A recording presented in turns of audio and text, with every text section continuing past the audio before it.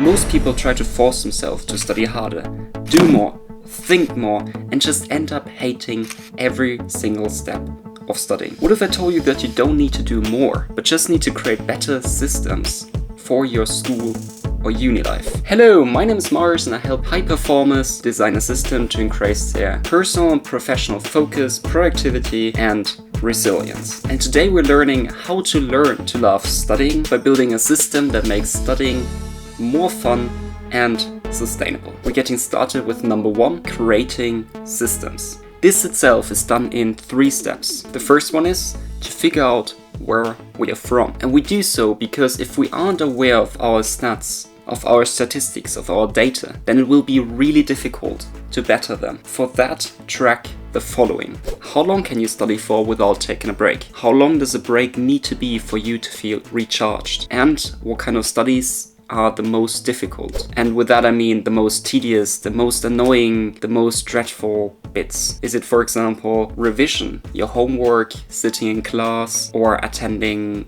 any seminar? Step 2 now is to figure out where you would like to end up. And we find that out by creating a perfect schedule, a best case scenario, if we 100% purely stay focused and on track. This is going to be our goal. Something that we can aim for. Questions here that you can ask yourselves are: how much time would you actually spend studying if you are 100% just focused? And how would your grades, your performance, and everything involved change? And now, of course, step number 3 of this whole on system construct is to build a bridge in between where we are at right now and the perfect scenario, the perfect schedule. And you do so by having those 2 schedules next to one another and compare them with one another. And then you can see that the perfect schedule contains less annoyance, less distractions, less disturbances, less restrictions as your current state has. In other words, focus more on the stuff that you should do and less on the stuff that holds you back. To help you a little bit along that journey, I created something that is called a system sprint, where you can unlock focus, structure, and momentum in just 7 days. That even if you failed with productivity hacks before, and of course all backed up by science-based advice with just 10 minutes every day. Number 2 now is to set micro missions. We do so because if we have a big subject in front of us, a big topic, then we are often overwhelmed by that. So with micro missions, we're trimming it down and just purely focus on what is necessary, what is the next particular step. Hence, we remove friction and increase momentum. So instead of studying biology, the full-on subject, study 5 flashcards. 5 flashcards are easy to do. Well, a full subject is for sure overwhelming. This kind of feels like you are playing a game, like you're ticking off something constantly. I've got my to-do list right in front of me. And as well here, I'm going in micro steps and not in massive bulks. So break goals down in 10 to 20 minute long tasks. Write down 3 to 5 missions at the beginning of every study session. And in particular, use verbs. So summarize XYZ, review XYZ, solve XYZ, teach XYZ, and then afterwards celebrate it a little bit. So take a step back, have a little break, or use your momentum, of course. That's up to you and your discipline. The next big point on how you can systemize your studies is by using a leveling system, a point system, for you to ultimately gamify your studies. The idea behind it is easy. If you do something well, consistently, then you'll receive points. Could be you're attending a lecture, a seminar, a lab, or experiment group, which leads to 2 points. Homework would grant you 5 points, revision 10 points, an exam 50 points, and every time you reach a new class, you level up.